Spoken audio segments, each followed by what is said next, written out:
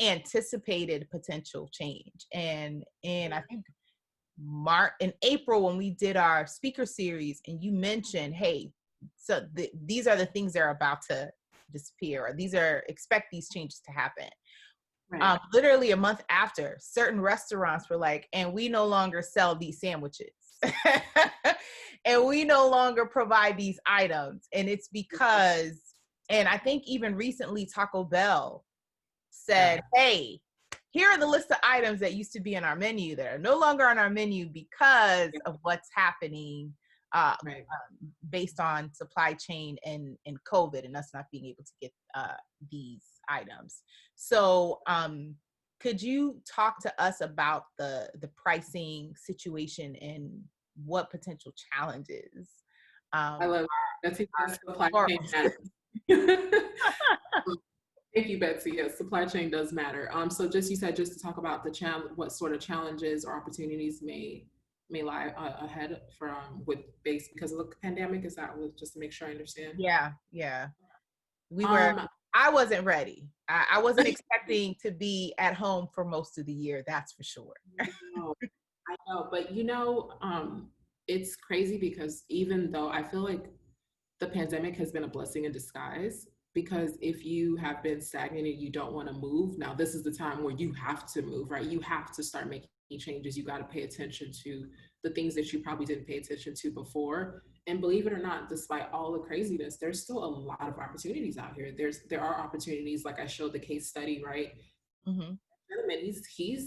He's making a lot of money now. So he's actually found like a new niche, right? So the challenge, I think, for small business owners is one, acknowledging that you have a supply chain. Right. Meaning that you know what it is, that you know how to even have those conversations. That's really the biggest challenge in all this. And then the second challenge would be just to understand that you have to pivot. You got to move. You have to follow the money, right? And to your point, Taco Bell, they're I don't know if this something is, it says it's trying to share. Is this you? Oh, no, I think that's one of my team members, but no. Okay, just making sure. So if you think about just Taco Bell and, like I mentioned, Chipotle, Panera, Starbucks, if you follow the money, even though you're not that size, but you're in the industry, so you have to follow the money, which is also what I said, trends, right? Like, what are the big boys doing? Because that will dictate the direction more than likely it's going to trickle down, right? Mm-hmm. So Taco Bell's readjusting their menu, and that's huge because they have, a lot more buying power. They have, access to these distributors that I mentioned. So for them to change it means that, hey, something's going on. Let me pay attention, right?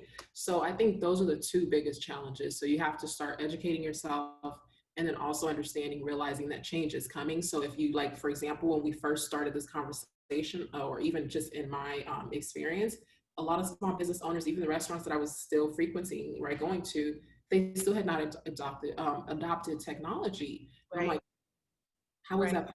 We're now 3 months into this? Like, you got to do it. You know what I mean? Either you're going to adapt or you're going to die. Right. And the businesses have already closed. Like I said, kudos to the ones that are still here. That's amazing. But what are you going to do now to make sure that you really get past this, and learn something from it? So I think those are the three biggest things that we would see is just acknowledging it. I feel like we're in therapy. Which is good. Therapy, which is acknowledging it. Then you need to start actually making, once you have that healthy identity of what your business is, the state of your business and the state of the world, how do you pivot, right?